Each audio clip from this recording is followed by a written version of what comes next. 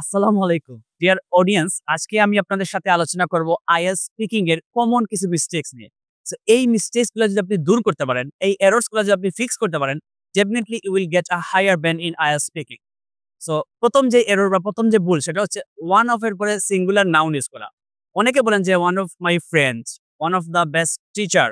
এই বাক্যটা ভুল। কারণ হচ্ছে ওয়ান অফ দ্য ফ্রেজের পরে অলওয়েজ আমাদেরকে প্লুরাল নাউন ব্যবহার করতে হবে এবং ভার্বটা সিঙ্গুলার হবে। যেমন one of my friends is playing, মানে অনেকগুলো ফ্রেন্ডের মধ্যে আমার একজন ফ্রেন্ড কি করতেছে, খেলতেছে। সেকেন্ড যে ভুলটা সেটা হচ্ছে অনেকে বলেন among of them. Among of them একসাথে বসে না, আপনাকে বলতে হবে এমং দেম। সো সেকেন্ড যেই ভুলটা সেটা হচ্ছে এমং অফ দেম একসাথে আমরা বলতে পারবো না, বলতে হবে এমং দেম।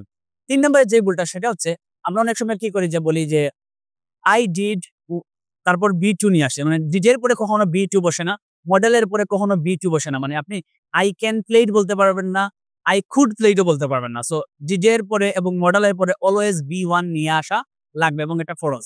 আর সর্বশেষ যে ভুলটা সেটা হচ্ছে যে অনেকে কি করেন আনকাউন্টেবল নাউনের আগে এ অথবা এন বসান। যেমন এ পেপার, এ ইনফরমেশন অথবা এন ইনফরমেশন অনেকে বলে থাকেন। সো আনকাউন্টেবল নাউনের আগে আমরা কখনো কি বসাতে পারবো না, এ এন বসাতে পারবো না।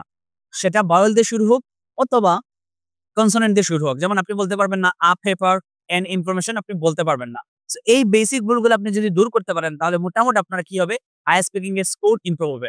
তাছাড়া আপনি যে বিষয়টা করতে পারেন, আমরা যখন প্রেজেন্ট সিম্পলে কথা বলি তখন কি করি, ওই যে থার্ড পারসন সিঙ্গুলার সাবজেক্টের সাথে তখন আমরা এসইএস লাগাতে ভুলে যাই। সো এই ভুলগুলো চাইলে আপনারা দূর করতে পারেন। সো আজকের মতো এখানেই। ভিডিওটি ভালো লাগলে লাইক, কমেন্ট, শেয়ার করে সাথে থাকুন।